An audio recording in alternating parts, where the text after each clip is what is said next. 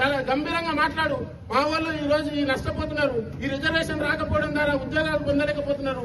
విద్యలో మాకు సీట్లు రావట్లేవు, అసెంబ్లీలో మా వాళ్ళు లేరని కొట్లాడుతున్నారు. మన రిజర్వేషన్ లేకపోవడం ద్వారా, అంగబలం ఆర్థిక బలం లేకపోవడం ద్వారా మన జనాభా ఉన్నాం కానీ చైతన్యం లేని సమానం చేసుకున్నాం. వాడు ఏ రిజర్వేషన్ అనివ్వని, ఏమన్నది అని ఎస్సీ ఎస్టీలం బీసీలం ఐక్యంగా ఇక్కడ తీర్మానం చేసుకుని ప్రతిజ్ఞ చేసుకున్నాం.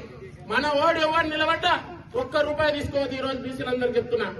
మనోళ్లను డప్పుల కోసం ఓట్లు వేయడానికి అలవాటు చేసారు. ఆ అలవాటును మనం ఇప్పుడైనా మానుకోవాలి.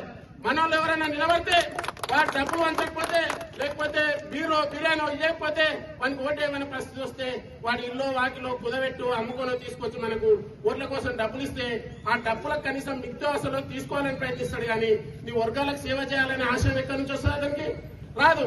ఇక్కడ తీర్మానం చేసుకున్నాం. ఈ రోజు బీసీ ఎస్సీ ఎస్టీలం జనాభా ఇంతమంది ఉన్నాం. మన ఓట్లు మనం వేసుకోవడానికి మనకి ఎవడో భిక్ష ఇవ్వాల్సిన అవసరం లేదు.